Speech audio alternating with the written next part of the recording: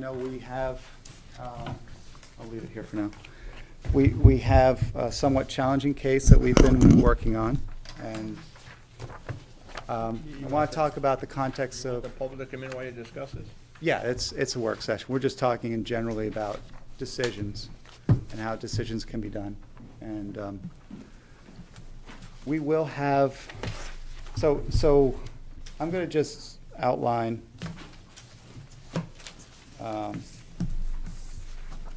from the Planning Board Handbook issued by OEP. So there are three things that Planning Board can do for a decision. It can approve the application, it can disapprove the application with specific reasons, or it can approve with conditions. Most often what this board does is it approves with conditions. It is important for the board to, it has to be an affirmative. So let's say somebody makes a motion to disapprove an application, but that fails. That doesn't automatically mean that it's approved. There has to be a subsequent motion to approve the application. And then that needs to be voted on. But also, I'm gonna look at Gary. Do those microphones work? Okay. I just want to go through, because we do have in the site plan regulations certain criteria that each site plan needs to address. And so we've discussed those in the last meeting, but it's also something that I wanted to review with you. Article 6 of the site plan regulations goes through the standards and criteria for a site plan. And it says, the planning board shall approve the proposed site plan only upon a determination by the board that the site plan conforms with the following standards. And it goes through 11 different criteria. Do you folks have your site plan regulations with you? Are they in this? They're in your binders. Yep. And I could print this section out, maybe. But I'll read through them quickly before, yeah. What page are you on? Article 7, standards and criteria in the site plan regulations. I'm not quite sure how the page numbers play out.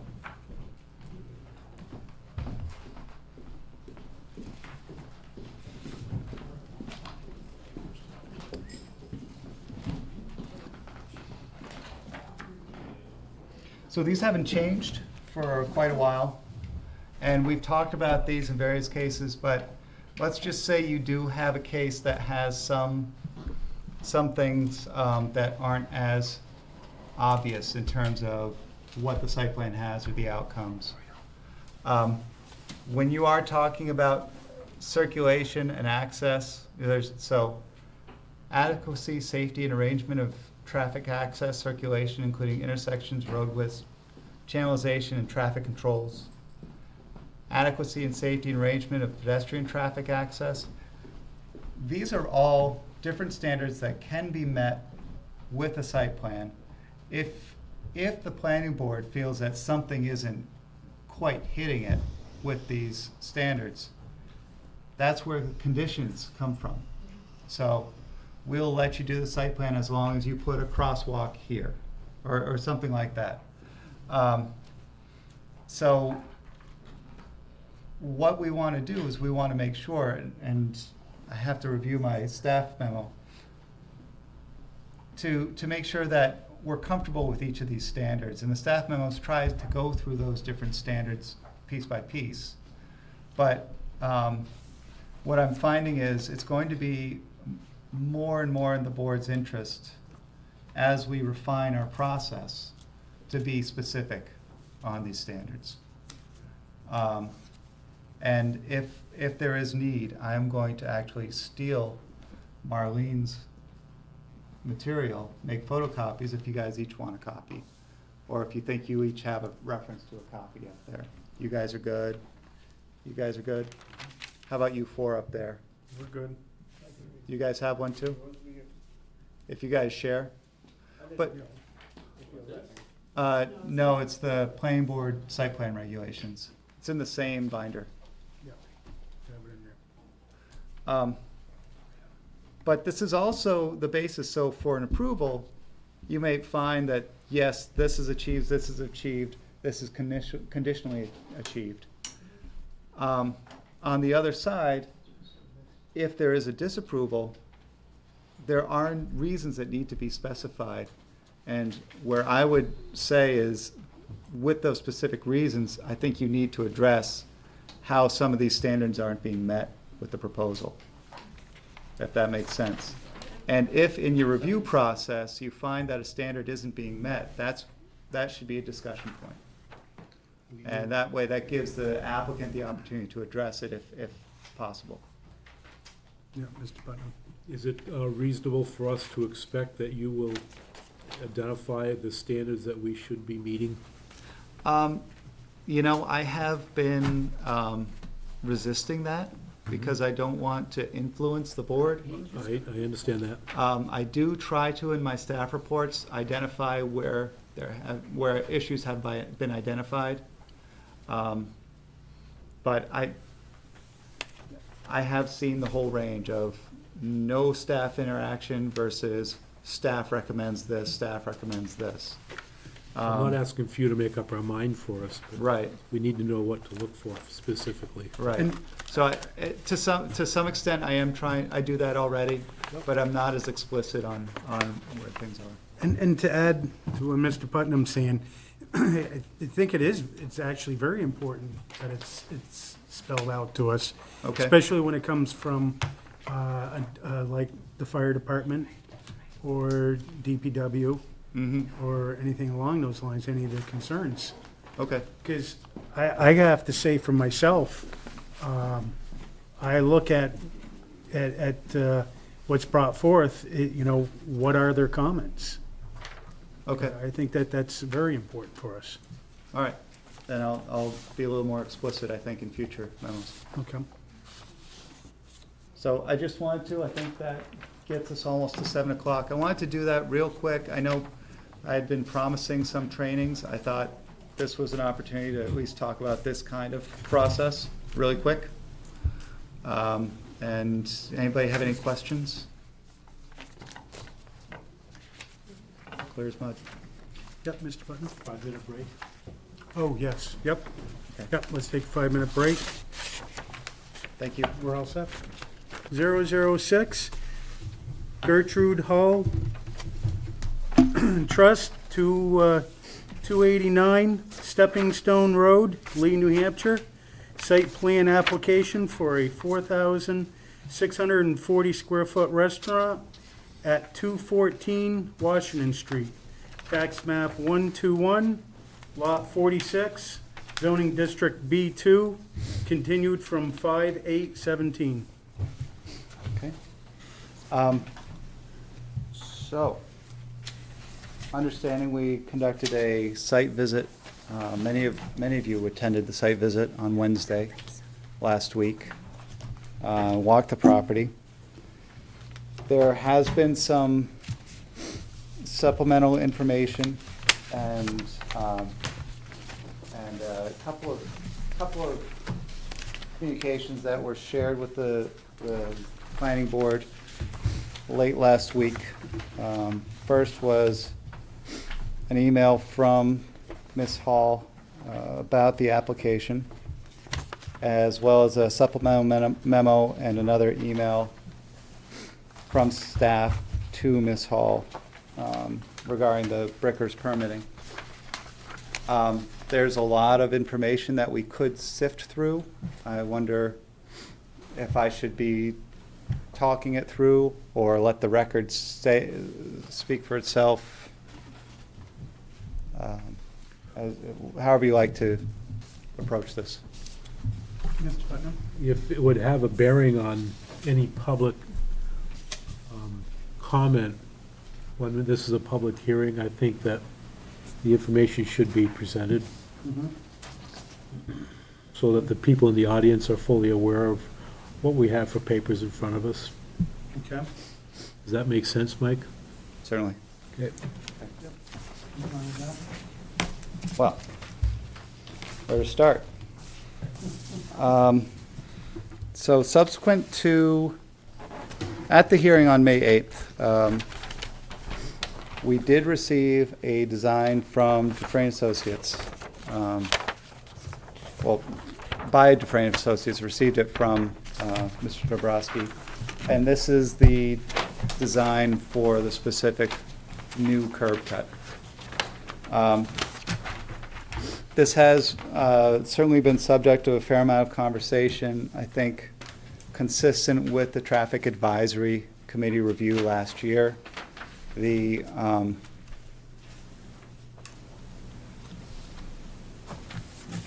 DPW and the fire department have issued comments that there should be some tweaks to the design to make it more of a right turn restrictive movement. And so they have had specific comments on that. I haven't been able to share them back to the applicant, but generally the concept works. It's making it so the principal concern has been that they don't want to create the impression that somebody could sneak in entering at that point, access point. It needs to be very explicitly a right turn exit only. So it may be that the curbing's a little more severe at an angle, or the curbing extends out a little bit more to restrict any sort of shortcut movements to the left or to the right, entering and exiting.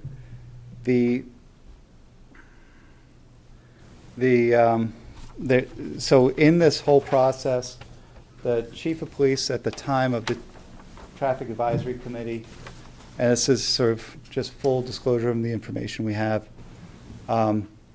recommended against this new curb cut.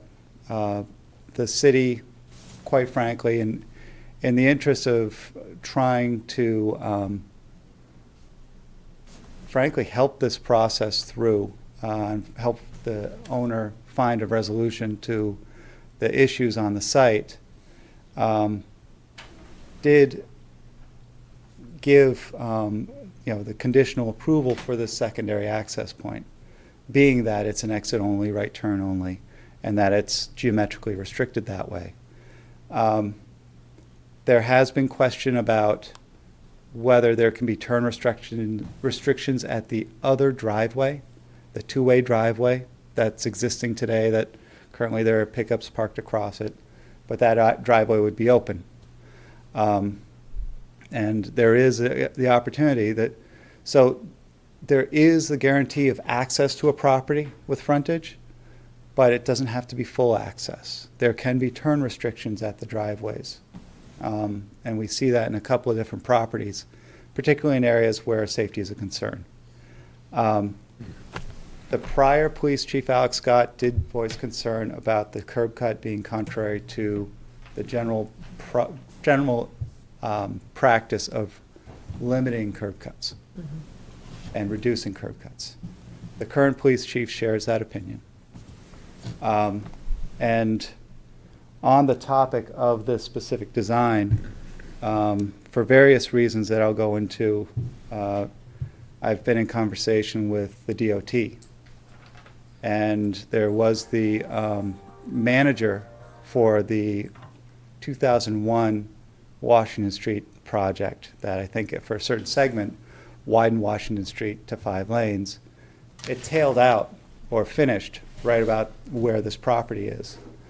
Her name is Nancy Mayville, and she and I spoke last week. Last year I spoke with DOT District 2 and asked them about how they wanted to review this proposed curb cut, and they said it's in the urban compact. We really don't have regulatory authority. Nancy had a different opinion, and she said she wants to protect the DOT's investment in enhancement projects. And part of that is reviewing projects like they did an engineering review of Lowe's when it was Lowe's, or they did an engineering review of Home Depot when that was coming in. She asked for copies of this plan set for review. And I haven't heard back from her. That was last week. So I don't have any new information to share, and I didn't hear from her today. I did tell her that we had a hearing tonight. She may expedite this process because she's retiring at the end of this month. So that's about that one curb cut right there. And that's as current as I know. Do you guys have any questions about that? Mr. Putnam? Has any conversation been had with DOT in regards to, we have an entrance to the plaza. Shortly thereafter that is proposed a curb cut with a right-hand turn only. And very soon after that, on the same side of the street, is an entrance and an exit to the applicant's property. And right after that is a street. And right That's- after, Sorry. and right after that is the entrance and exit to Arrowhead Motors. And as I went through in my mind during our site visit, how compact that is, and knowing that that section there is one of the higher risk sections of Washington Street for accidents.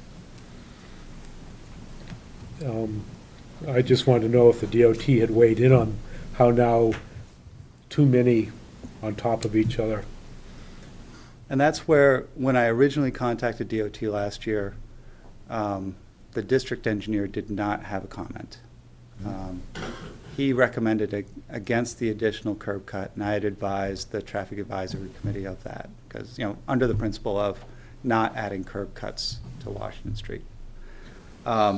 So, But it proceeded as proposed after it went through the DOT. Now what we have is someone down in Concord taking a closer look at it. That was unexpected, and quite frankly, we did not anticipate that someone else from DOT would want to look at it, because we thought we'd gotten our answer a year ago. was there any conversation about having it only a one-way for either of the two entrance and exits, where the proposed entrance now would only be an entrance and the exit would be the new curb cut? There was no discussion of that. Okay. Because I have a real problem with traffic coming out of what's now considered to be the entrance, and there will be cars trying to make a left turn coming out of that spot in front of a new curb cut with right hand only. I see what you mean. Any other questions?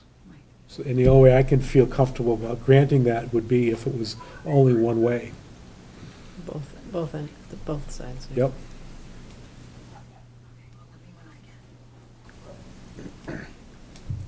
Anybody else?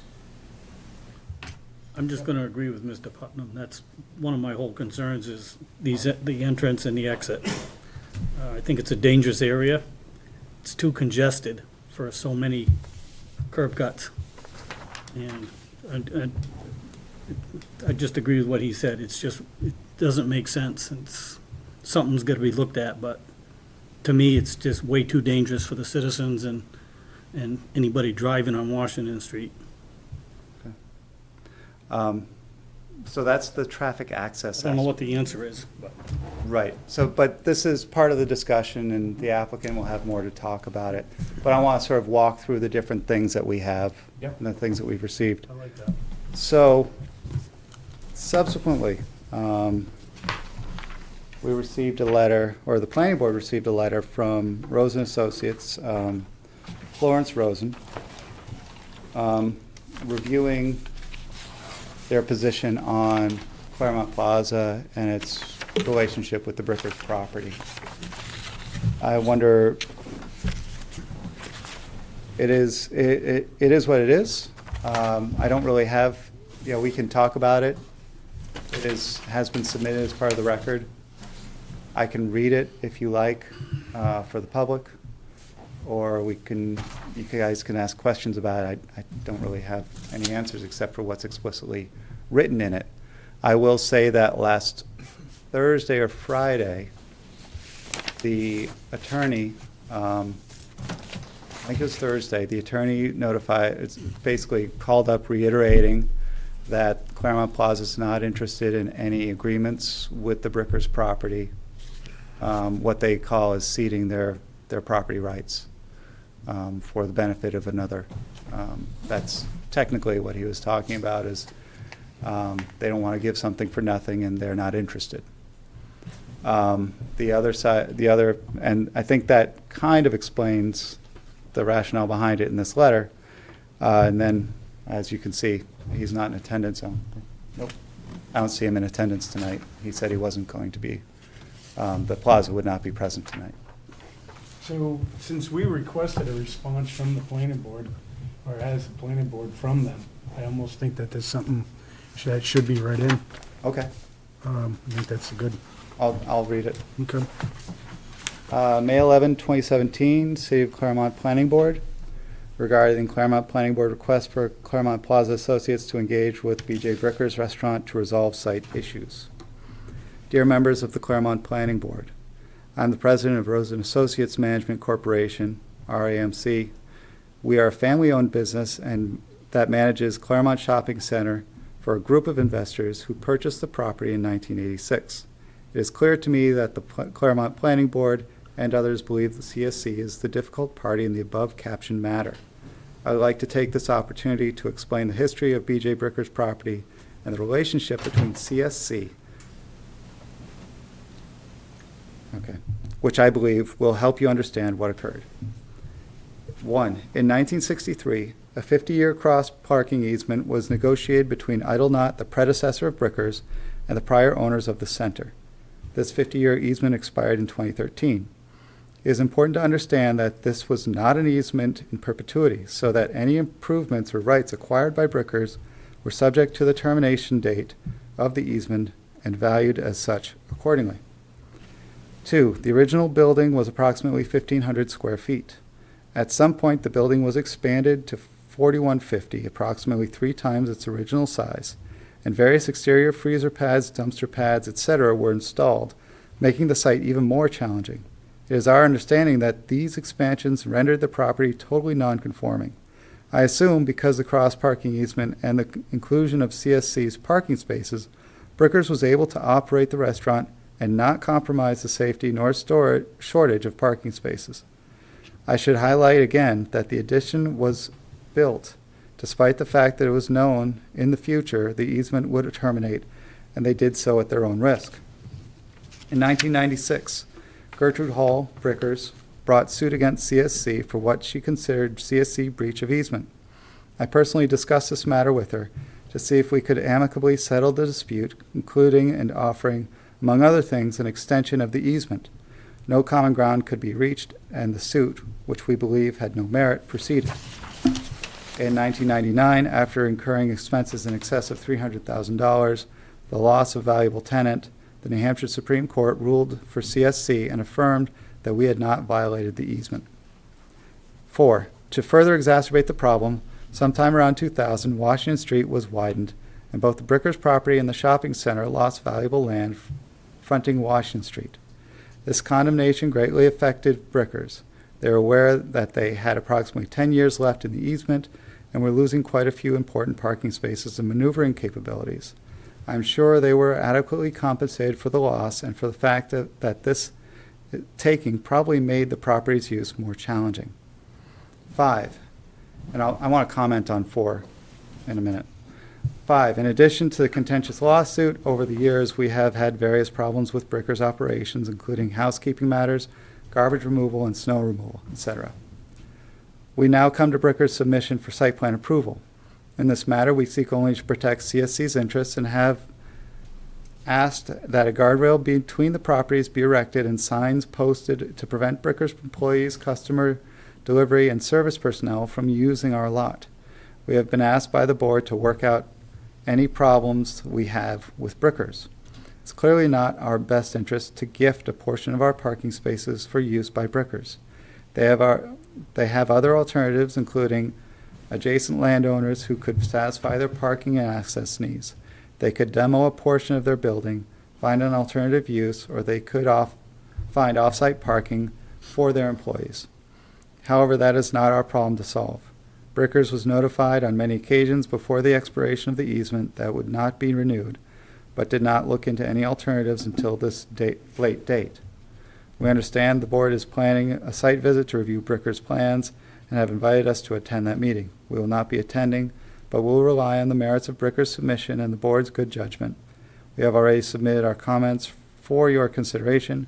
Brickers' operation must stand on its own, and we should not be asked to cede our rights, both physically and morally.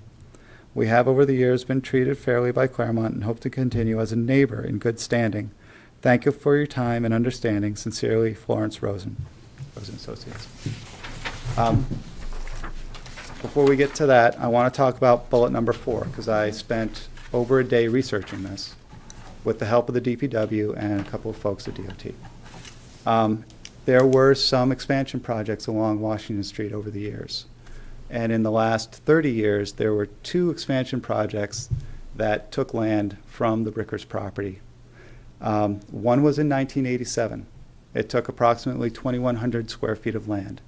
It was average about 11-foot wide strip along the frontage of the road.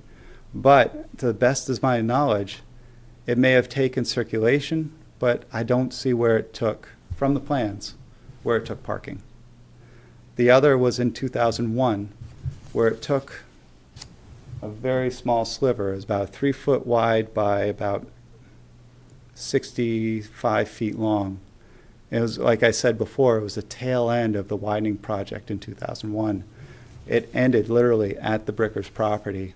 There was no taking of Rosen Associates property for that project. Rosen did lose a fair amount in the 1987 expansion. So just to clarify in bullet number 4. Okay. So just so you know what the facts are behind that, I think there's some collective misunderstanding on those projects. So that's the letter that we received. I guess you guys can consider, we don't need to discuss. Now we have, I'm sure Ms. Hall can speak to this, but subsequent to the May 8th meeting, there was conversation with Ms. Hall about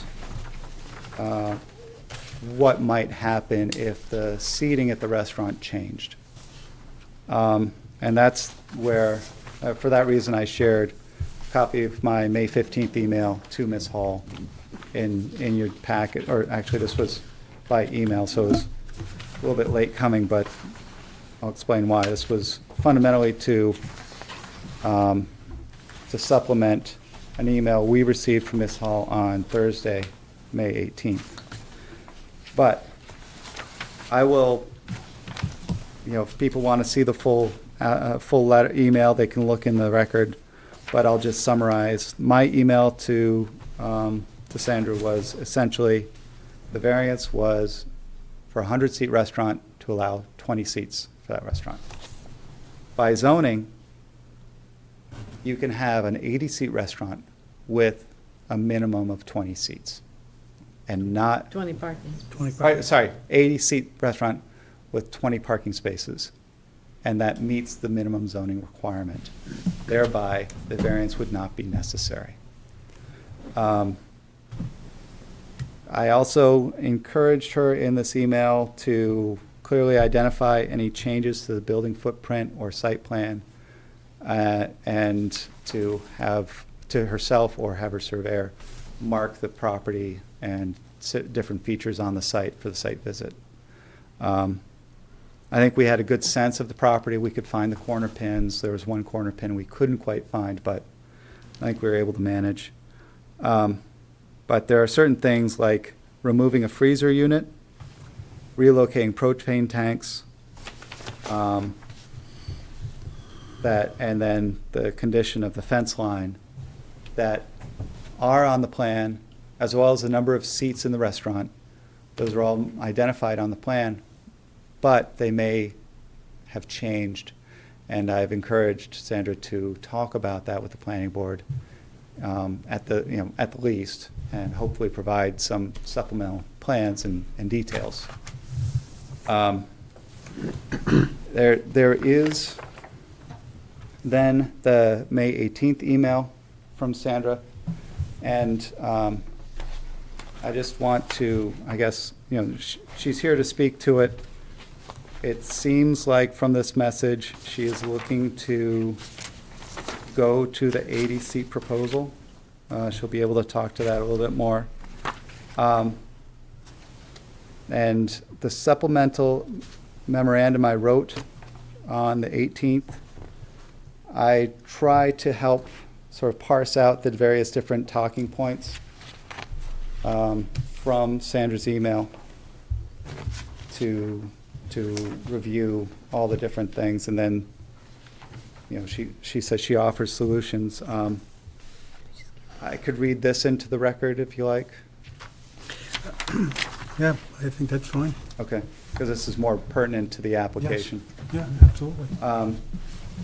Thursday, May 18th, email to myself from Sandra Hall. In regards to the last planning board meeting on May 27, 2017, the planning board addressed the attorney from CPA on the appearance of a guardrail in the city of Claremont. Sandra Hall would like to offer the following information and a solution. The city of Claremont from eminent domain took 8 parking spaces. There were 2 different projects in Washington Street, each time taking more property. I'm getting the information for these projects and hoping that the city of Claremont will work with our restaurant. Sandra Hall, as the trustee of Gertrude Hall, for the benefit of my sister Deborah Hall, has had the B.J. Bricker's restaurant closed for 4 years now. We think B.J. Bricker's reopening would bring return business to our community. We would like the planning board to accept our offer to accept 20 parking spaces and giving B.J. Bricker's an 80-seat restaurant, or 22 and 88. If a guardrail is required by CPA, they are telling the planning board that what to do. They don't want the fence to be 15 feet high. Arrowhead was allowed their site plan without guardrails. If CPA wants a fence, I am asking that you require CPA to put up the fence at their cost. If the planning board requires B.J. Brickers to put up any fencing, then we want some kind of say and would also then want the additional parking. I have tried to offer our community a solution. I leave the planning board several choices, and hopefully they will make the right choices for our community. I think just want to be clear for the record. We've been working with the Halls for over 18 months now. Mhm. I think that speaks for itself. Yep. Why does there have to be a barrier? It's a fair question. Yep. And technically, there is no requirement for a No. barrier. Mr. Putnam? It does the zoning board in their approval, in the request for 100 seats, allowing for 20 cars, is it their decision that includes the guardrail fence?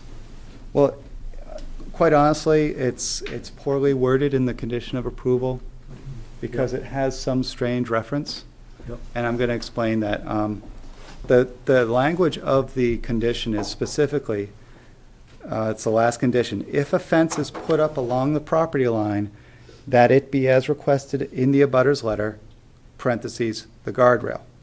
Now, you can't really rely on that on its own to understand what the zoning board was talking about, and we didn't have the presence of mind at that night to clarify. But the letter that's referenced is the August 30th letter from Paul Bauer, their attorney. And in that letter, because that was discussed, if you look in the minutes, that's what was discussed at the time of that hearing.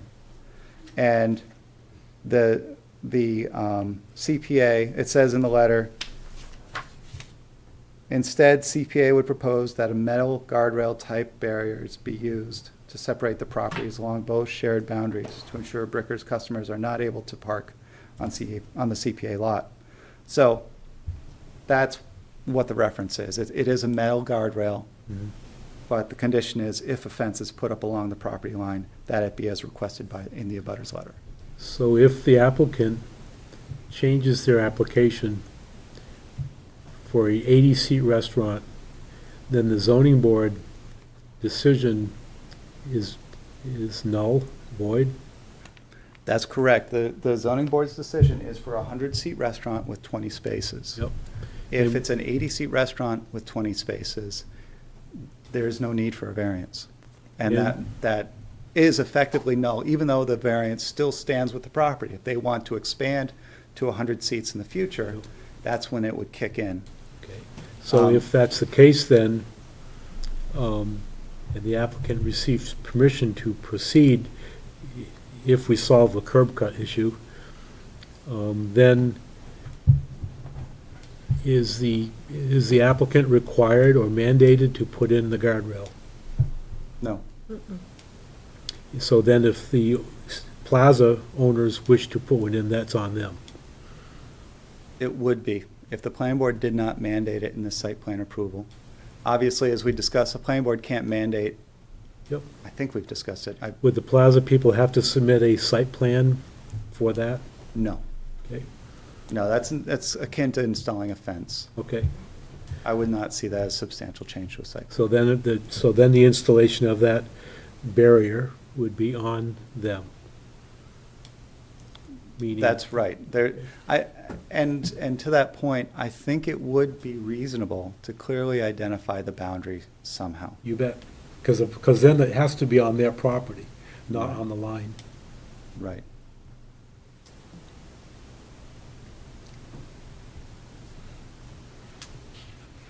Any other questions? I think I've gone through all the new information that was received since the last meeting. Okay. So, I think Mr. Putnam made it pretty clear. So we would not be working against the zoning board's intent at all if we were to go with the, if the applicant was going with the 80 seats. I just want to make sure we're clear on No, that. you would not. And yeah, there is a question of intent. I think that's fair.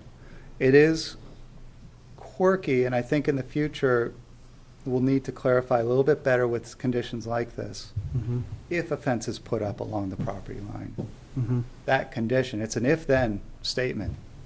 Right. So if the planning board did not require a fence, Mhm. then I guess that condition doesn't apply, Mhm. Okay. That's right. even with the 100 seats. Right. But with the 80 seats, we're not talking variance anymore. That's right. Okay. So it's clear then. Yep. Okay. Yep. Anybody else? All right. Is that everything then, Mike? If you have any other questions, otherwise I'm happy to step aside for the applicant. Yep. Yep, I'd like to well, bring one more thing up. yep, please do. I think I've brought it up before. I still have a problem with a set of traffic lights right there, which are owned by the city of Claremont, but cannot be utilized by this restaurant. I don't understand why. Those are owned by the city. That entrance, I'm sure is something the city put in, This, as part of the state improvement project in '87. so I'm having a problem understanding why this restaurant can't legally use that.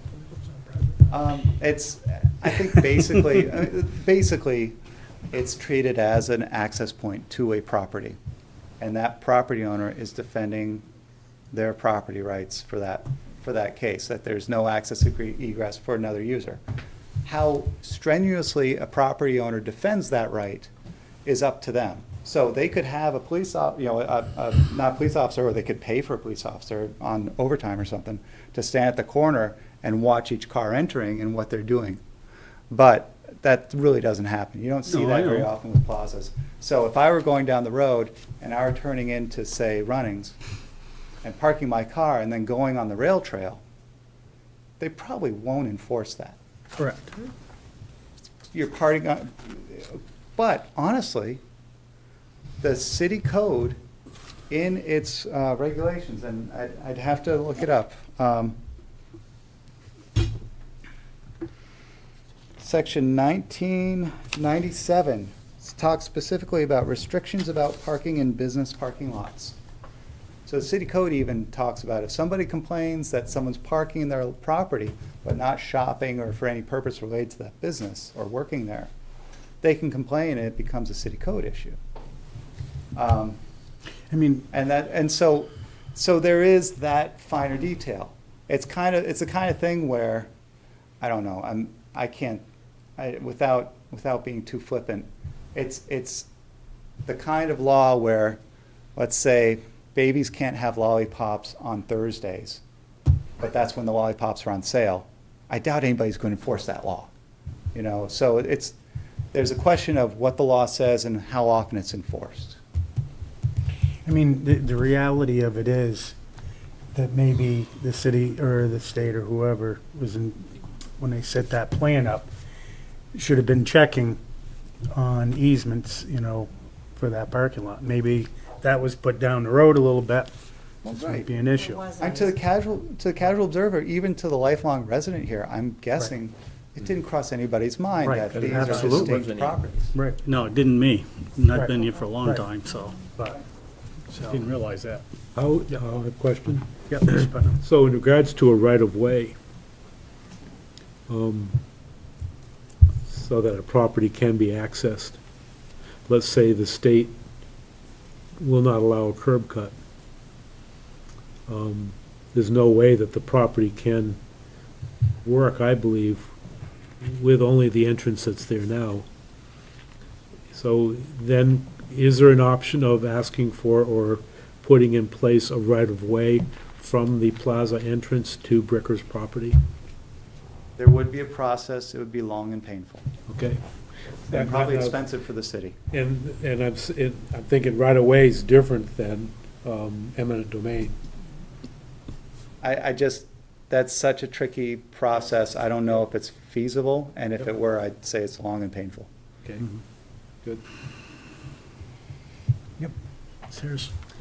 I also have concerns with the curb cut, and I just want to make a comment that Rose and Associates states in their last sentence, they hope to continue as a neighbor in good standing. And they also voice their concerns about gifting a portion of their land for parking spaces. They don't indicate that they would not, if provided with the safety issue, that they would not give a right-of-way for at least entrance. And I wonder if that had been discussed. We've approached it every different way, Okay. in one conversation or another. You know, it's tough for the city because we do not and cannot advocate one way or the other, but we've certainly asked, what have you considered, and what would you consider? And consistently, the response has been nothing. We will consider nothing. Or, from the attorney's perspective, I can't speak for my client right now, but I expect my client to say no. Mr. Short. It seems kind of funny. They say they want to be a good neighbor in standing, the CPA, but seems to me they more worry about the property rights than they are the safety of the citizens. Putting the skirt pit in is extremely dangerous. It could be even more accidents on that stretch of highway than there ever was before, simply because people don't pay attention when they drive. They go right along, and next thing you know, they get into an accident. Someone pull that phone on them because of the curb cut. Understood. And I think that's a risk we have with any access point. But not speaking for Rose and Associates, but more speaking sort of my capacity as a city planner, they have property rights, and they are seeking to defend those property rights. And they are within their rights to So say does no. Hannaford, so does shopping, so does Hannaford, so does Home Depot, so does Lowe's. They have property rights too, but if they have plazas, everybody should be able to work together and come up with a amicable solution to increase business for everybody. This is gonna kill business for both parties. And cause accidents. Anybody else? I'm just gonna comment, and I'm against the concept of a barrier, but in all fairness, I'm gonna stick up for the person with property rights. If you read the letter, there was plenty of opportunities to discuss a new easement. It wasn't done. Okay, Right. so there's blame on both sides here. Right. Okay, now the best thing we're trying to do is to come up with a solution that we can make it work from our point of view for both people. Okay, Yep. I have more concerns about the thing now since I was out there for the site view, and that's why I wanted to go out there. There's some things we gotta think Exactly. of very carefully. Okay, Anybody else? All right, with that, then we'll listen to the applicant or the applicant's representative.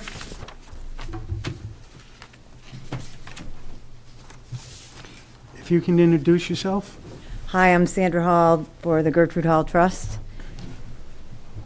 First of all, I wanted to address, I was at the meeting with the police chief and the fire chief, the city attorney, Mike was there, and I can't remember who else was there, but they told me, and I'm the new trustee, and my brother was the old trustee, and I kind of bailed on my brother at that time.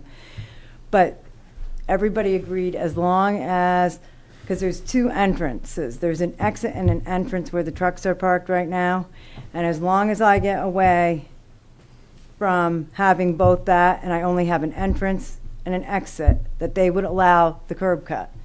So I looked at the plan and I wasn't sure, I guess, because like I said, I am the new trustee. But it was supposed to be designed as one entrance in, going around, and an exit out. And everybody from the city had approved that. That was the only way I could get it, as long as I agreed to, because there is an entrance and an exit there. So are you saying, Sandra, that the drawing we have in front of us now, which says that it's an existing two-way curb cut, the new idea is that it's only to be an entrance? Yes, it was supposed, and I apologize, I've got a lot of other things going on, for this trust in particular. It was supposed to, when I sat down with everybody, it was supposed to be, because it's an entrance and an exit, and I went and I talked to, I tried even again with CPA, and I even tried with Greg, losing that entrance and exit is nice, right there. But I said to the chief of police at that time, I said, no problem, because that was the only way I could access that property, was to come on, lose the exit there, and take it on the other side. So I fully agreed to that. Okay. and I got a question. Yep. And whoever drew your map drew this wrong, is that what you're saying? I, But it does have here very, with arrows. Well, in defense of them, it says existing two-way curb cut, which is the way it is right now. yeah, To remain unchanged. Yep. That's correct, it does say. but I can get that, I'm sure, Tom, we can correct that, making that a one-way in and a one-way out. And that was, because Tom was brought on board after. I had met, I fought with everybody here because I just really wanted to do it myself. And then I tried to speak with Tom because I am 2 hours away. And, I didn't want to come tonight because I'm 2 hours here and 2 hours home, but, I have an obligation. So, Tom, I described what I wanted over the phone. And then my brother, of course, he was communicating with Tom. But I was at the original meeting, and I was the one that said, yes, we will have that, a one-way only in, around the building, and an exit out, and we agreed to that. So there, we're not losing, we're having one way in, one way out, but we would have that only as one way. So we're not actually asking for another, curb cut. It's basically staying the same, but that would give us full access to our property. The other thing is I am working with the lady to find out exactly what happened, because The person that Tom was speaking to, she specifically told me that it was 8 parking spaces that the town took, the city of Claremont took from us, and that, you know, you guys should work with me. She said, but, you know, she's gonna get more specifics, and, you know, and she says, you know, Sandy they asked them to work with you, you know, on this property. And then there was one other thing is, the Claremont Plaza Association, had an easement with us, and, you know, they didn't want to keep their lighting on, because their lighting is still off. If you look, they're required, I'm sure, with that lighting that they have, they're required to have it on. That's part of their site plan or whatever, their lighting in that plaza. And if you look, their lighting isn't even on, and my mother would constantly have to call them and say, you know, the lights are off, and because that was all part of it. And, you know, just other things. He doesn't like us because it's hard for him to have businesses back there. And he would prefer to have us closed, because now since he's closed, all his buildings are filled up. The big thing is he was not supposed to have a restaurant in there at the time. And it was a Domino's, and his Domino's pizza boxes were all over our restaurant place, you know, and so he, you know, my mother stood up to him. And I am trying to stand up, you know, as a property owner too, but,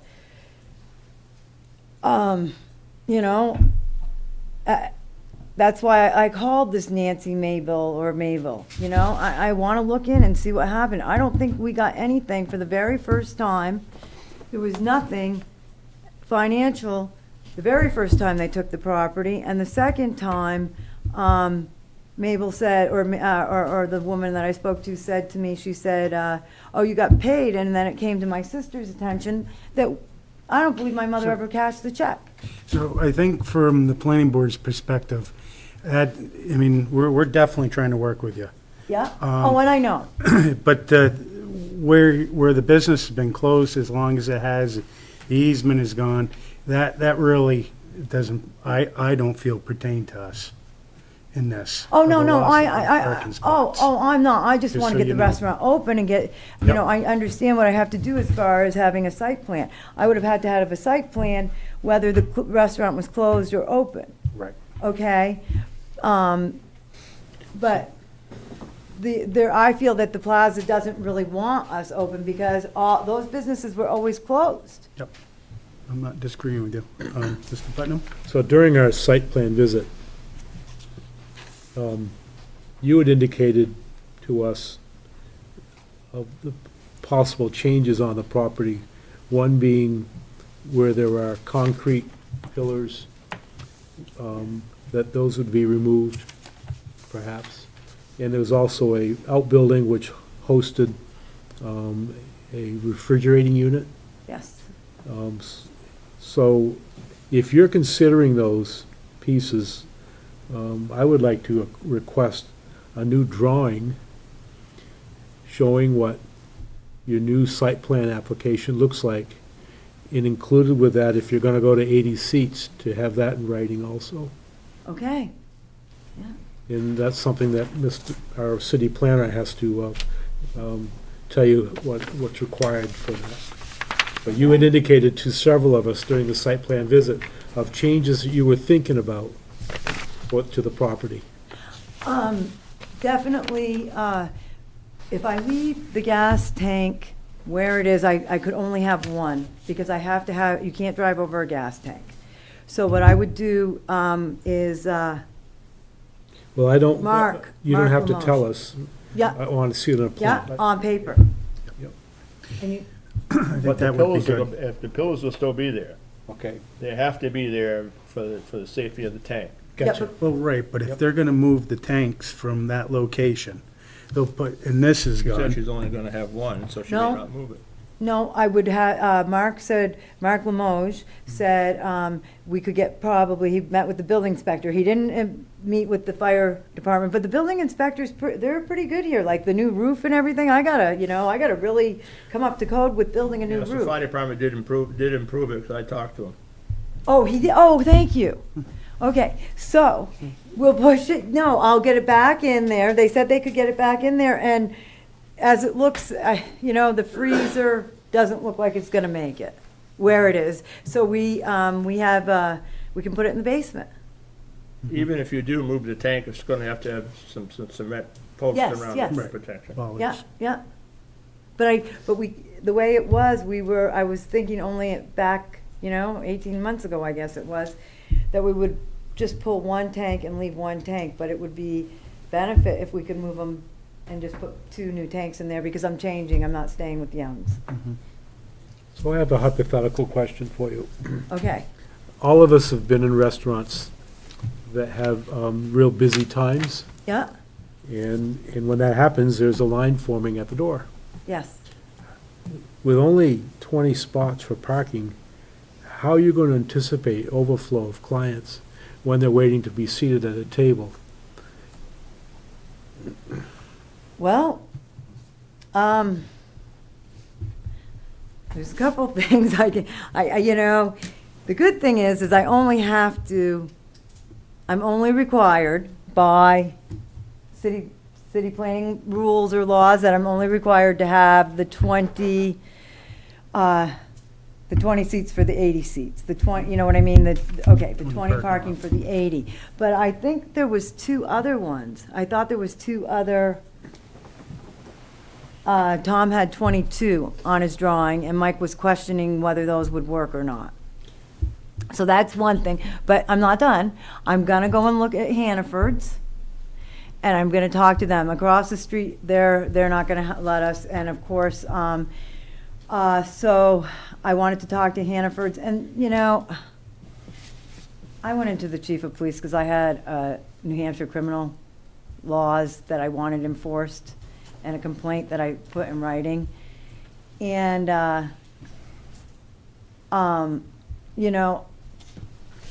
he was, the first guy came in and he says to me, he goes, we don't do that kind of law, we only do bicycle law. And I said, bicycle law? If somebody steals a bicycle, I said, well, what happens if somebody's basically broken the law, New Hampshire Criminal Code? And then he called the chief in. And the chief also said to me, and these are challenges that I have been dealing with in the city. And, and like I said in my letter, I think that Bricker's opening to Claremont would be, I can't imagine, like my tenants are asking me, when are you gonna open? He has a son that is autistic, and he loves to take his son to BJ Bricker's, and people are just waiting, talking to us everywhere. When are you gonna open? When are you gonna open? But in the meantime, there's a couple of streets, and I went out to the behind Bricker's and out there, and there's side streets. And I just went down Mulberry Street one day, okay, and people are all parked on there, and, you can park on side streets. And I just got a little upset with the chief because I went there and, and he said he wasn't gonna sign off on parking like that. But if it is not coded, Right. why can't why can't people park on the side streets? They do it, like, we do it in Portsmouth, and I don't mean to, like, but we do, we park on the side of the streets. Sometimes you even put, if the city wanted to help, charge money there. Put in one of those, what do you Parking call meters? it? Parking meters? Put in a couple parking meters for us to help us. I think a little bit too is that we can't, if your restaurant is doing that good, that people are standing out there, that shouldn't, I don't look at that as a problem myself. They're gonna be discouraged that there's no parking spots and they're gonna drive out. That's how that works. So hopefully you do have that problem. Thank you. But I understand where you're going with that. Did you have something, Mr. Kalenda? No, all set. Yep, Ms. Harris? Hi. I have a question on your site plan where the garbage compactors will be. I think it's in the front, Tom, right?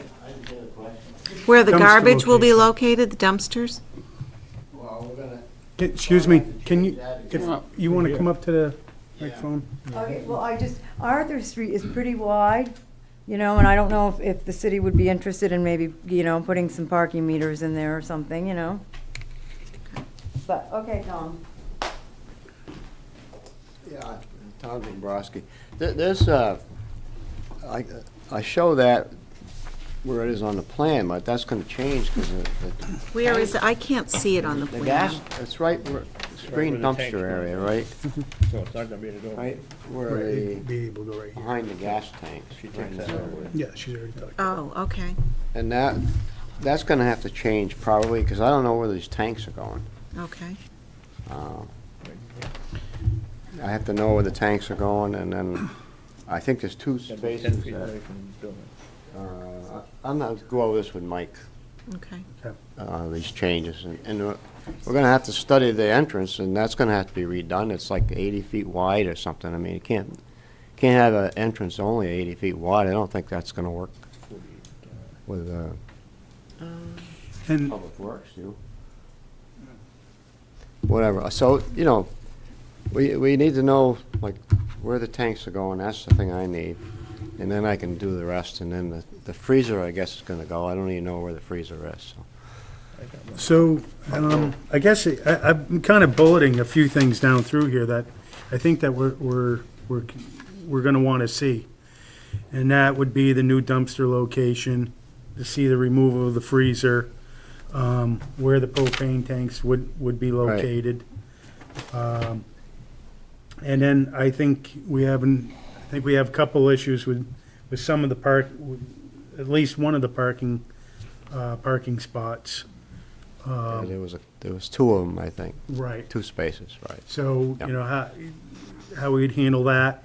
And then the only other thing would be any lighting that's gonna be provided on the building or whatever, or in the parking lot. And snow removal. Yeah, I that would- didn't change anything on it, and I didn't want to until we had this meeting. And Right. then do Absolutely. everything at once. Yep, absolutely. Mr. Putnam? We need to know what you plan on for signage to show that it's if you are proposing only an entrance and an exit, and the exit being the new curb cut, that signage, it clearly identifies that it's one way, and that the exit is not an entrance. Right, we already have signage proposed on the other part, now we gotta do the same thing around the other side. Yep. But I also gotta make sure that we can get around the building radius-wise. And then if your applicant is wishing to reapply for an 80-seat restaurant. Right, let's all be noted, right. Okay. Yep. We don't need to reference the variance anymore. Any other questions? I already see a potential problem. If we're gonna make this an entrance, not have a barrier, you've got people who are used to going out that way, so you're gonna have people from the plaza going out into the entrance.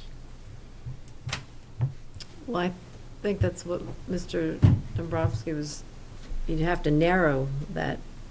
Well, that's not what he means. He means that, they're gonna come flying out of the pizza place, and like they have been, and Yep. continuously did till the cars are parked in front recently.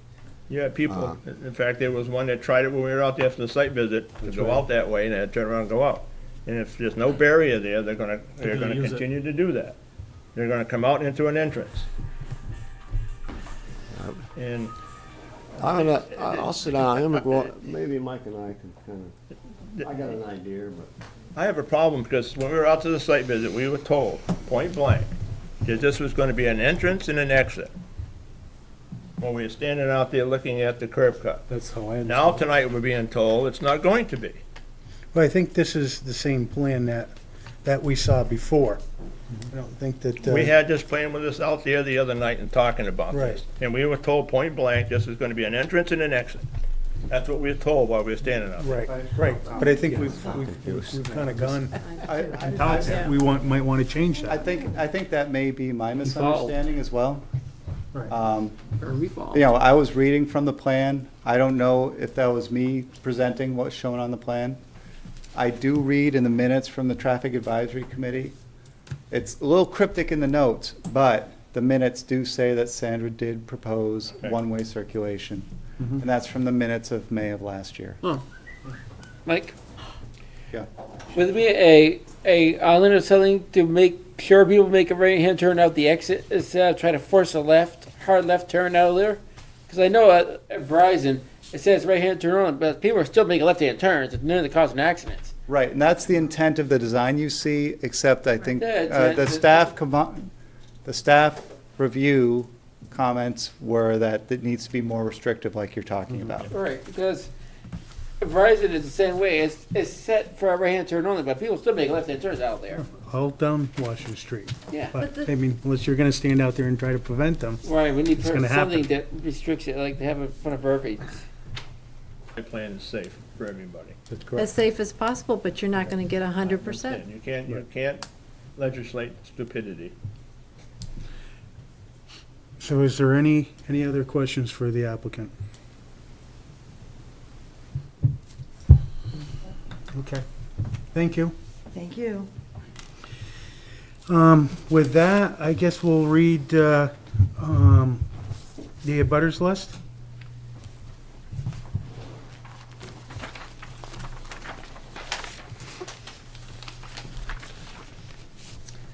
Um, 210 Washington Street LLC, Claremont Associates, Vertical Capital Partners, and Rockingham Electric Supply. Okay, with that read, I'll open up to public forum. Is there anybody that would like to come up to the microphone and speak? Yep, please come up and present yourself. Jim Feline, Ward 2.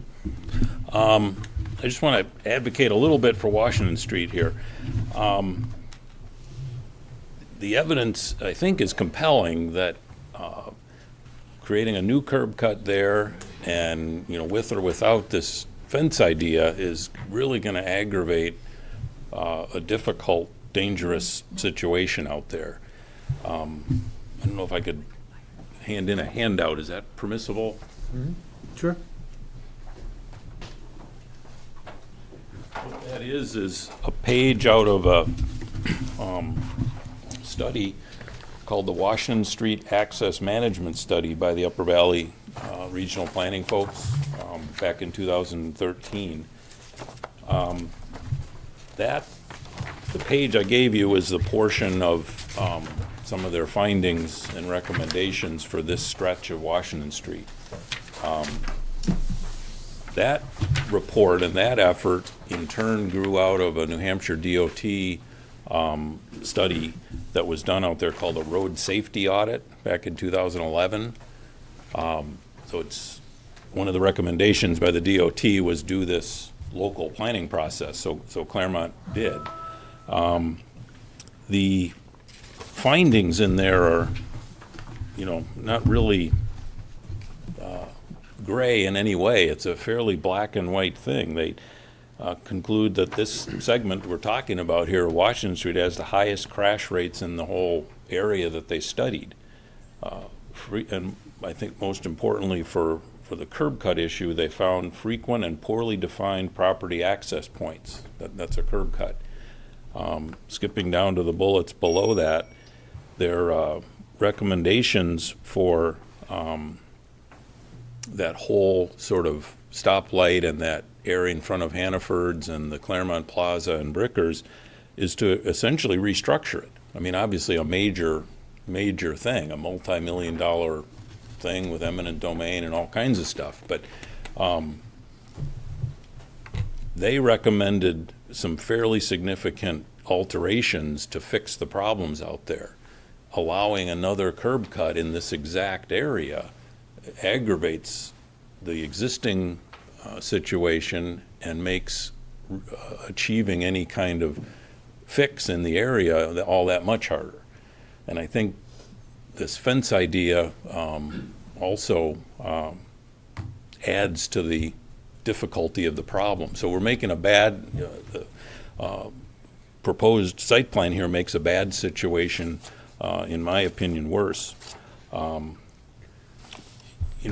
Trying to assist a business to reopen is admirable and fine, but we have to keep the overall safety and goodwill of the community in the forefront here. And that's a tough stretch of road there, and adding a curb cut is just in my view, gonna create another AutoZone situation, a different set of driving problems, but nevertheless, a planning board potentially setting up something that's gonna cause trouble. And the speeds at AutoZone are one thing, but the speeds people go by Brickers are something else, and somebody's gonna get killed. It's a dangerous stretch of road, and it's on a curve.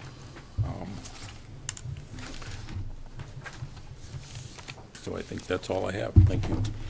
Any questions?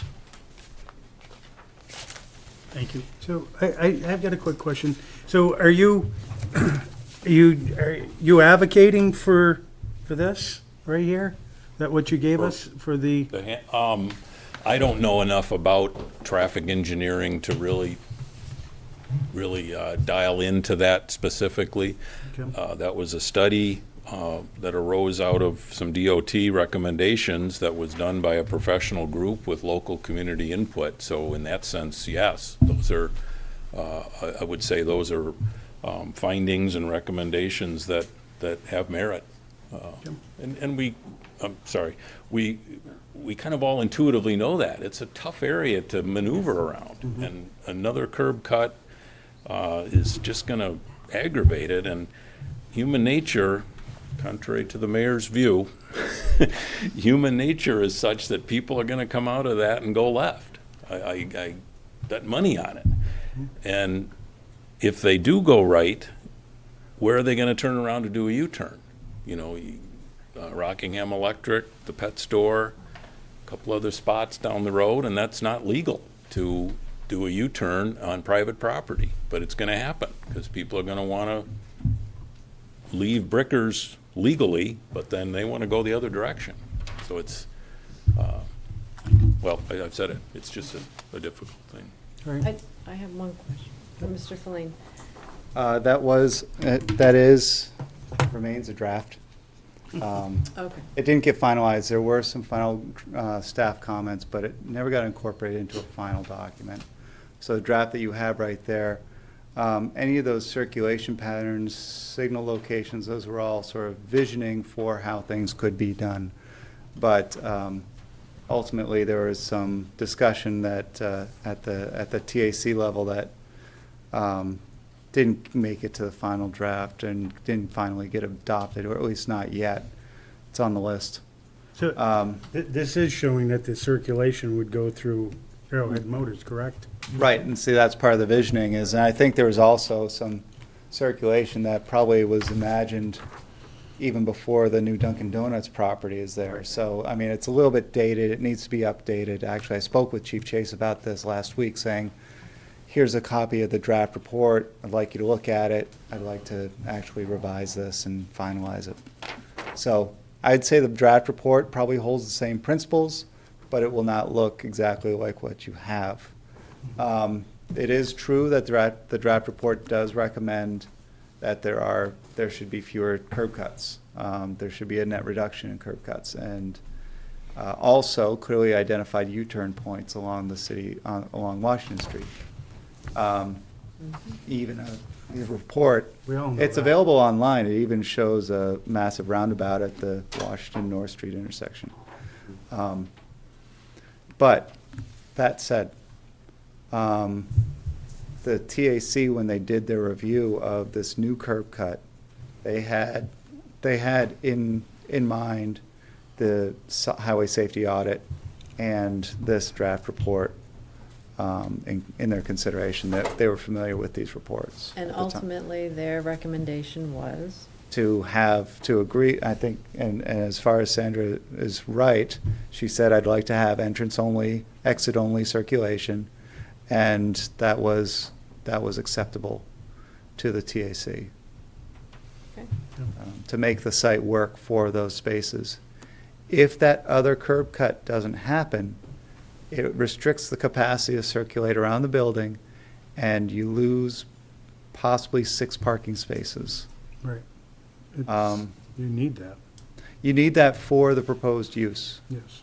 My understanding is, clearly, if you wanted to do anything on that property, you probably could find a different use on that property to accommodate the parking that's only at the existing entrance. That's not what this proposal is. So I think we need to consider this proposal on the merits of what's being presented Right. and any revisions that are being made.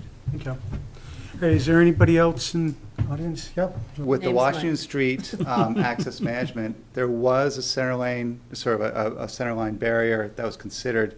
It seems a little too restrictive and fairly costly effort for the entire length of Washington Street.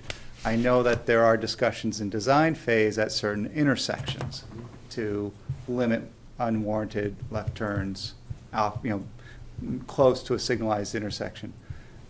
There is no discussion or knowledge, I have no knowledge of any barriers down Washington Street, just in case people are watching this, starting to freak out what might happen. Not yet, but, it had been discussed, but I don't think it's gone anywhere towards implementation. No, it didn't go any place.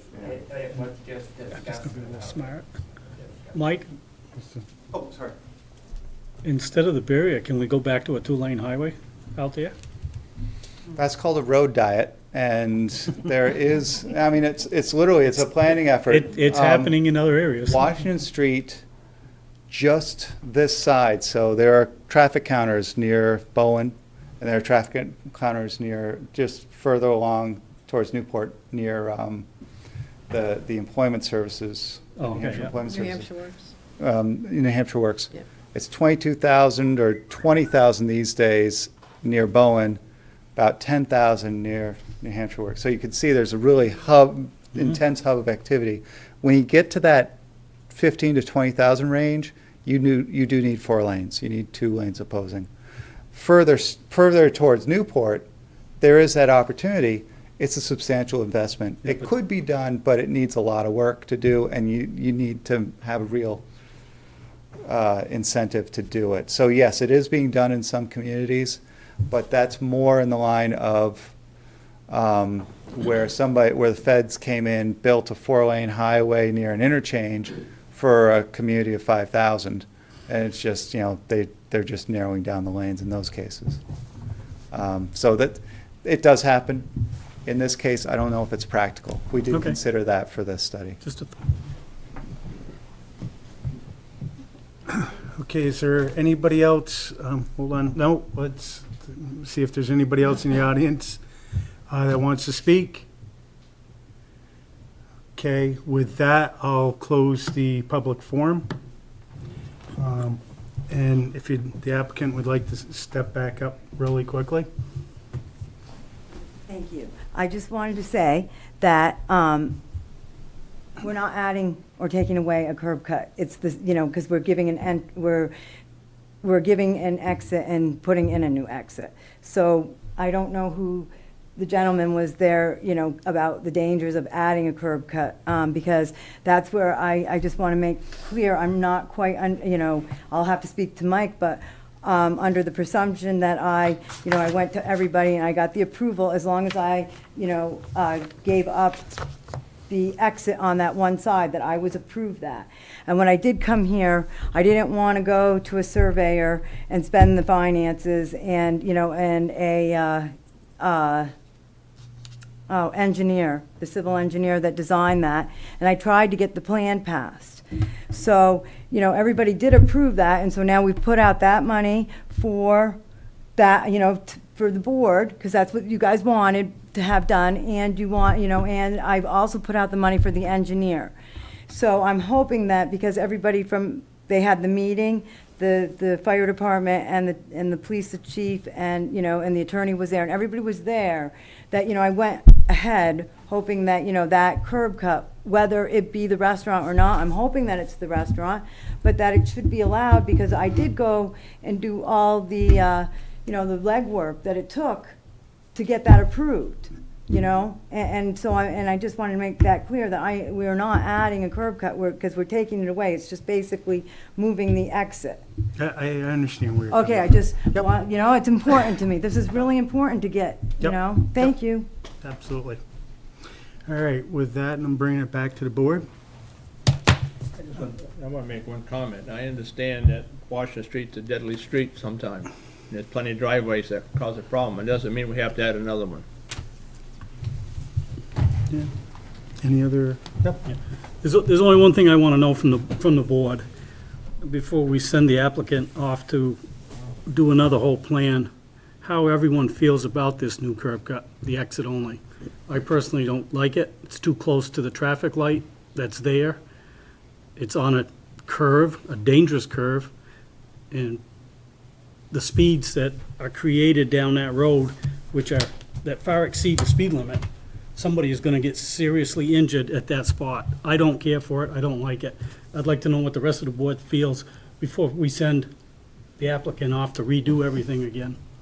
So, I gotta say, when you look at this property and where it's gone and what's gone on with the owners, I don't see an alternative for this particular space. I'm I don't not think it's- sure that makes this right, is what I'm saying. I'm not. Okay, I agree with you, there's not a whole lot of Right, options. right. There is another option, but it ain't working. Well, I mean. So I'm not sure that makes it right to put it there. So we keep going back that we need to put some right of way in and all that, but that's not really what's an option here. So what we really need to sit down and think about is how does this business, this property, stand on its own and function? That's kind of how I see it. And you got to just do the best thing that we can with the circumstances that are there. You asked what the members were thinking, that's what I'm thinking. Yep, that's what I want to hear. Yep, Mr. Short. What if we reversed it?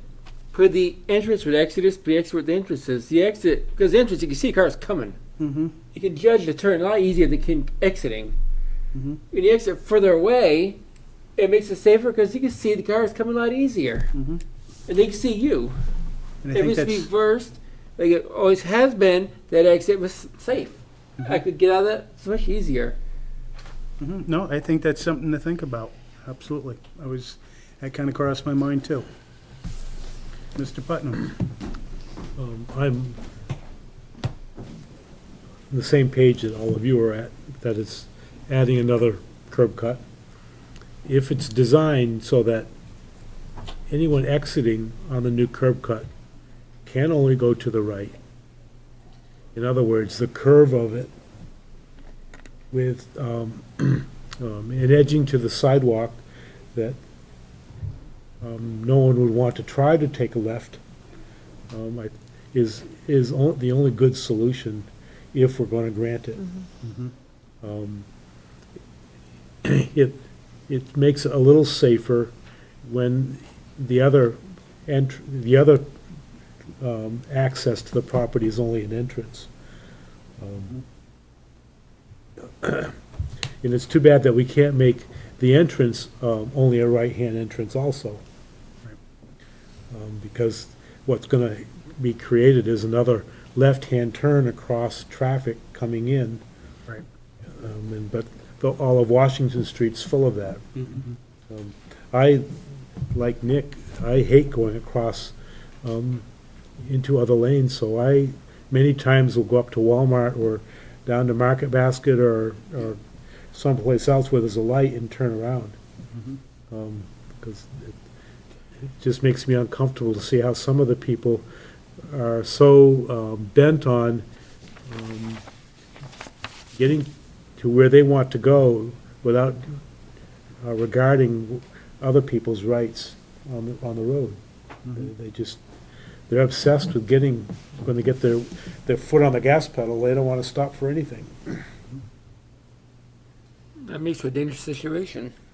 Is there anybody else? So I don't know if there's another alternative to how this property can be addressed. Yep. I agree with what you're saying and some other stuff, but it doesn't mean we put the community and drivers in an unsafe position. Correct. Because that's the only option. But very careful when we do that. That's what's happened with Washington Street along the way. That's right. We've done this way too many times, and that's why they're gonna be spending thousands of dollars to fix the intersection at Walmart and the auto place. So do you Which think, should have been done at the very beginning. Yep. I know in Nashua, they have Jersey barriers down the middle of highways, and every so often there's a cut with a turn so that you can go and do a 360-degree circle with a light, so you can turn around. But you might have to drive down a quarter to half a mile to get to one of those. And that, I think, is, in the long run, the best solution we could have for Washington Street. Just one other thing, even if we approve this curb cut to go out, you're still gonna have the problem up here, Yep, where people are gonna try to go out through an entrance. that's right. There's your problem. Yep. Excuse me, I'd like to really talk. I'm sorry, right now, the board is talking. Okay, I'm sorry. All right. So, Something that hasn't been discussed, and I don't profess to know what the interior of the building looks like, but what Nick Kolosky said was interesting, that seating capacity is based on measurable square footage of the restaurant. So how can we limit to 80 seats if the restaurant is 4,000 square feet? So a thought might be to consider what is on the back side of the restaurant, where I know Idle Knot used to have an ice cream Yes. place. If you're taking down the freezer, is there an option to remove part of that building, still have your 80 seats, increase your parking, and do a whole reconfiguration? And I realize that's probably costly, but I just wanted to make mention of it. And to also say, I do not care for this curb cut at all, for all the reasons that everyone else has said. But I also feel that if I was the property owner, I would want to find a very creative solution so that I could operate my restaurant or use my property. So I guess the big question is, have we exhausted all the possibilities for right. Pretty much. Well, now, tell me if I'm wrong here. So we've addressed a bunch of things here that we've asked to be looked at. One is the seating, to reduce it down to 80. I think that needs to go through the planning development on how they plan on doing that, which will bring them down to the parking. One way in, one way out. I think we asked about the lighting, we asked about dumpster, removing the freezer, moving the propane tanks, snow removal, and then signage. Is there anything that? Yep. Okay. So I would like to know, referencing what Nick said, what is the square footage equation? Isn't that gonna go through planning development?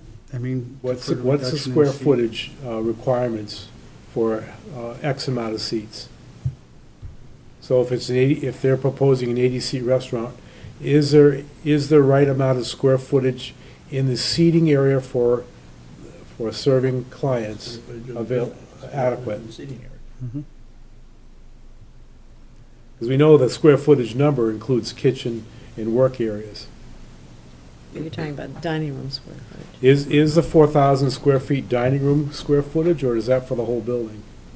As far as I know, that's the footprint of the building. Okay.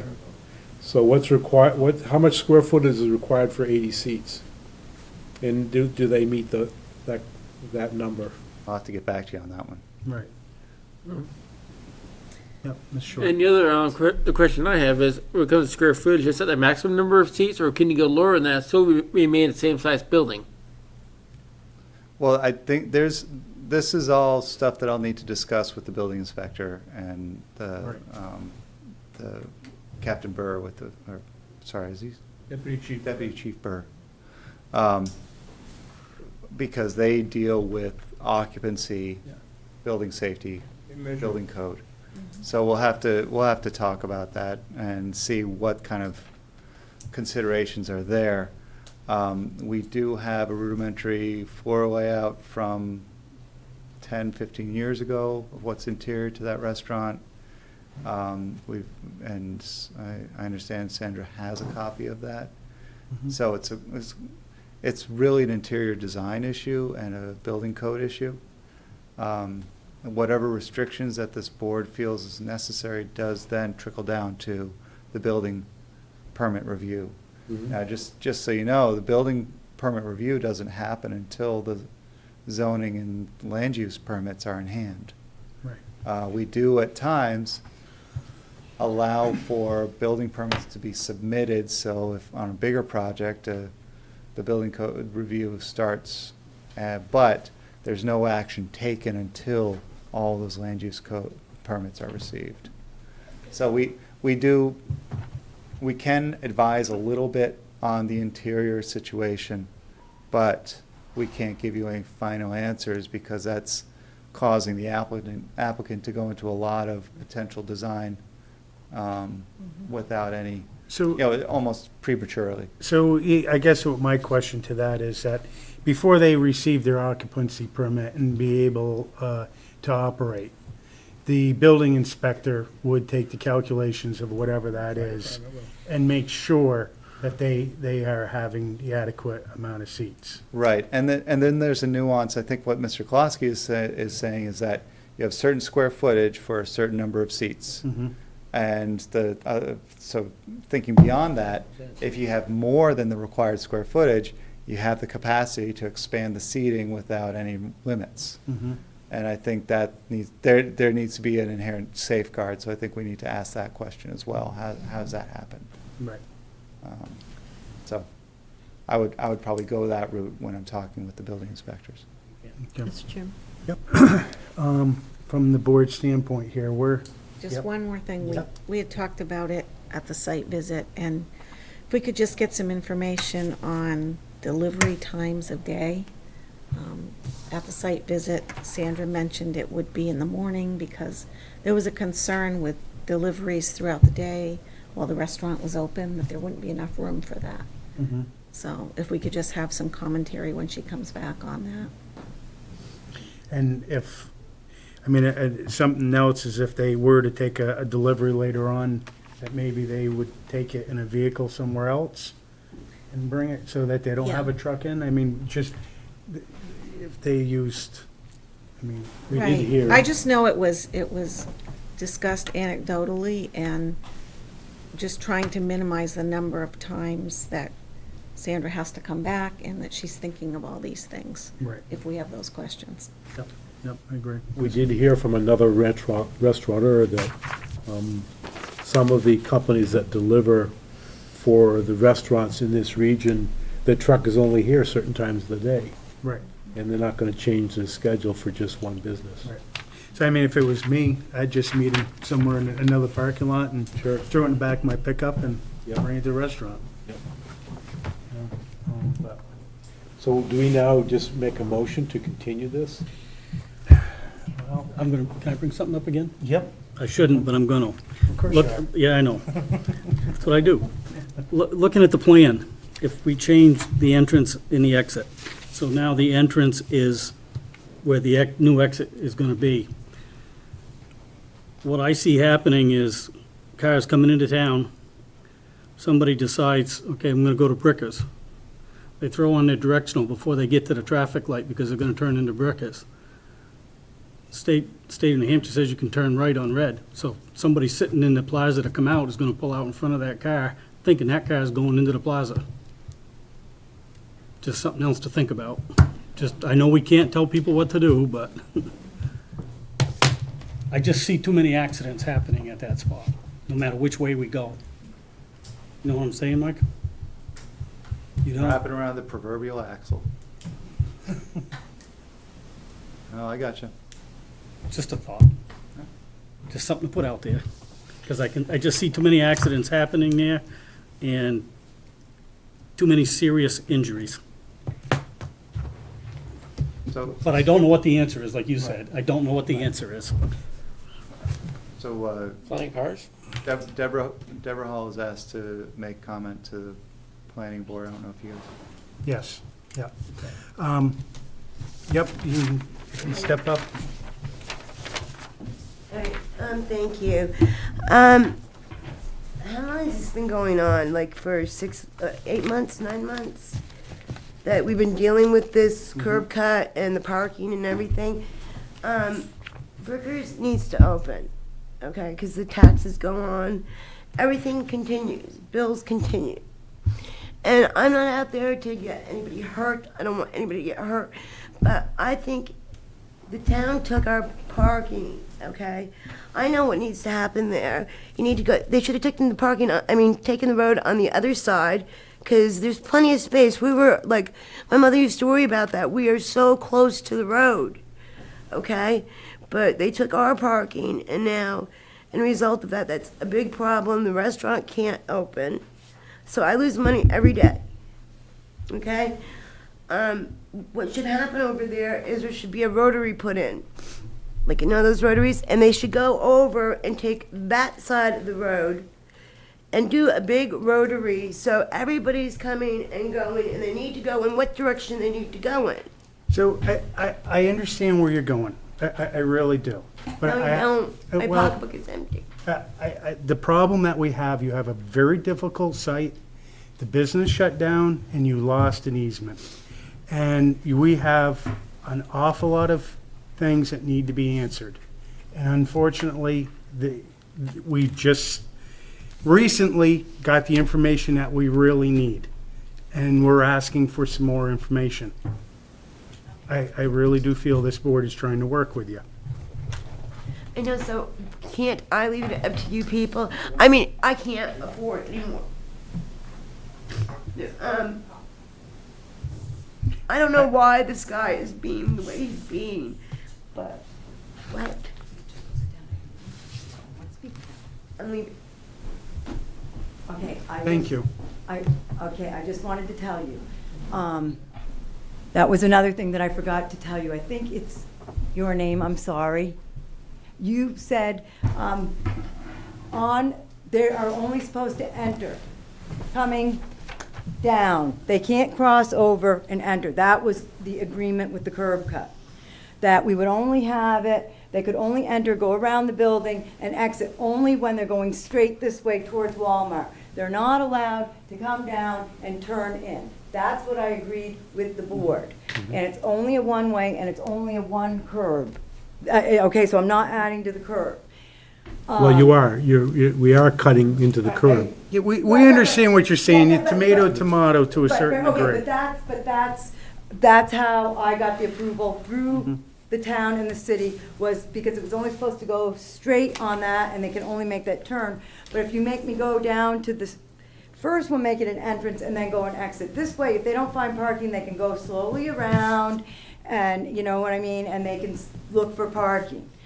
As far as also, I checked the codes. Before I even bothered the city, I checked the codes. I had to be 100 feet from that light in order for that curb to be allowed, and I am in code. I don't think we're saying that you can't have the curb. I just think that there's been a lot of opinion that we just don't like more curbs on Washington Street. Right.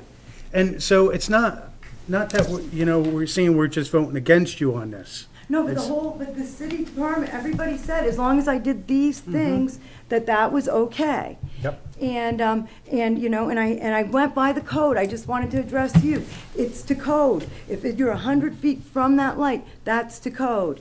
As far as the inside seating goes, I've built, I think, 13 or 14 restaurants, okay, over my period of time now. And I actually own my own. The point is, as far as it goes with the occupancy, and you can only have the seating. So it doesn't matter what we have inside, because as far as we had inside, we wanted to display a nice, beautiful dessert display. We may even change the entrance. So, that was, and maybe put a little bit of weighting in if you go, there's different ideas that we're coming into, but the 80 seats would work very nicely for us. Also, in my other restaurant, which is in Northwood, we may do some, I know a lot of lobster people, and I've met a lot of people there, And, you know, I may do some cold storage there and, you know, and transport, I don't know, but usually, I don't really like to deal with the big companies, and there's different ways to getting food to the restaurant. And if they don't want to serve BJ Burgers, there's plenty of companies out there that will come when we need them to come. Otherwise, we don't need to deal with them. There's Restaurant Depot, you know, I can go down to Restaurant Depot and I can pick up my stuff. And I live right by there. So as far as the occupancy, it usually goes by, you know, the number of seats you're allowed, not by your space. You know, because you can put plants in or whatever. You know, my sister, I'm sure she'll come up with some beautiful ideas. She's very good at design. So that's where we were thinking, you know, I knew there was, you know, an issue with, but it is code. It is up to code, you know. I'm not going in there and saying, oh, I thought this idea up. I checked out all that.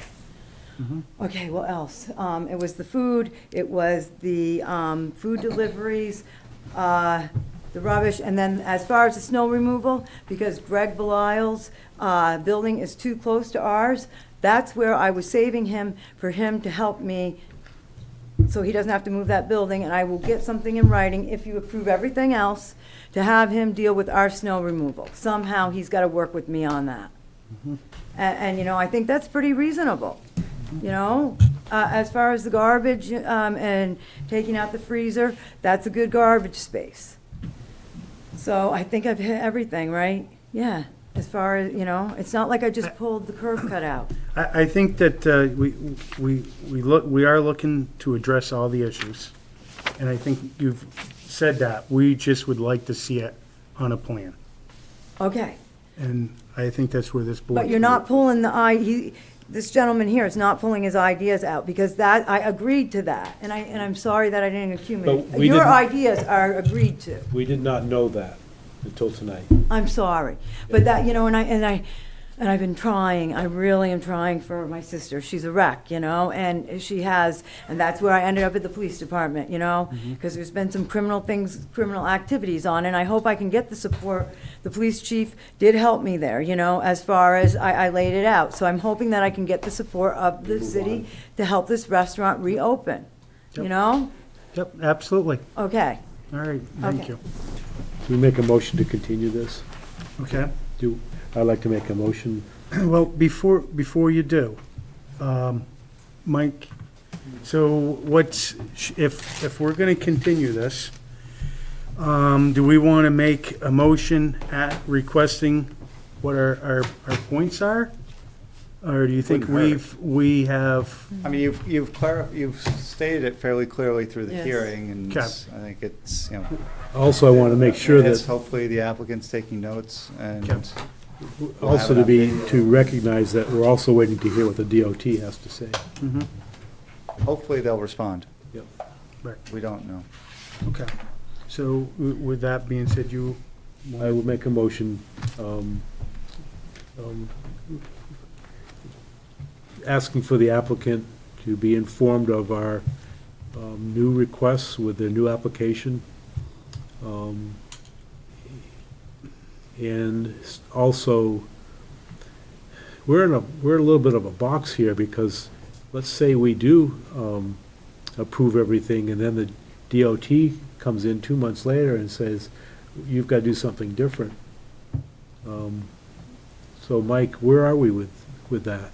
Well, why don't you withdraw the motion, and we'll talk about that real quick. Okay, so I'd like to withdraw my motion, and since no one seconded, they don't have to speak up either. So yeah, this whole driveway thing, this property does, so let's go with the absolute minimum the property requires, which is access. It has an access now. The second curb cut is new.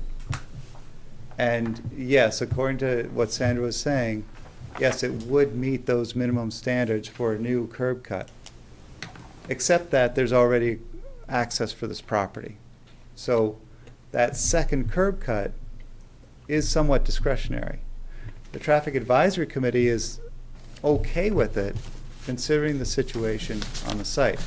The zoning board approved the 100-seat, 20-space variance based on the capacity of that circulation pattern. Because while they could not require a site plan, they wanted to see how the site would operate for 20 seats, and that's what was provided with that one exit. It was challenging in my mind through the process to try to find a 20-seat parking capacity with just the one access point, with the existing building as it is, with all the site as it is. If there are changes to the site, there might be other options. I don't know.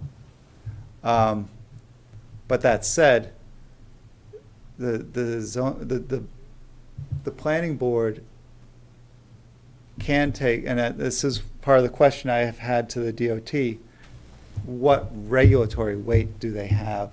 Right. I think ultimately, what I've gotten a couple of different things. I've gotten first from District 2, being in an urban compact, new driveways are the responsibility of the city. But from DOT in Concord, the DOT has expended funds, 80% of the funding for the project was paid for by DOT. They want to protect their investment. And part of that investment is a safe travelway. I don't know how much weight that bears, and I haven't received a response. So one scenario is, this is our advice, this is what we want to see. And the city says, no, we don't care. And they say, no, well, we tried. Or two, this is what we want, and this is what we want to see. And the city says, well, we kind of don't want that. And they say, too bad, we paid for 80% of that road. And honestly, I don't know the answer to that question. And that's what I'm trying to find out from DOT. I just haven't heard from them yet. So that's what I know right now. And so that second access is, you're not bound to that second access. It's whether the conditions are adequate for the safe use of that access, in the board's opinion. And as as we talked about during the work session, we're looking at the standards and requirements in the site plan regulations, and I think it's Article 7 of the site plan regulation, Article 6 of the regs. But what you really are looking at is, does it meet the standard of safe access and circulation? And under what circumstances does it meet that? That's what you'll need to answer. And, to my opinion, if it's gone through technical review board, so in other words, fire department, police department, and so on, and they say that, that this is probably the safest operation we think that can be, then to me, I'm listening to that. And that's fine. I do know of other circumstances, and not in this community, but in other communities, city staff provide an opinion, and the board says, I don't care what you have to say, this is what I think. Right. That is the other side of the pendulum swing, is that you guys can, say, that's great, I disagree, this is what I think. And I don't think you're going to give the staffers heartache over that. Right. And that's just, I guess that's all. In all fairness, they did have concerns for the new curb cut. They just decided to let it go because of the circumstances. Am I correct? I would say it's a fair assessment. And so did the zoning board. Correct. Doesn't mean I have to. No, absolutely not. Exactly. You only have to do what you want to do. Absolutely. Okay. So with that, do we want to take a motion to continue this?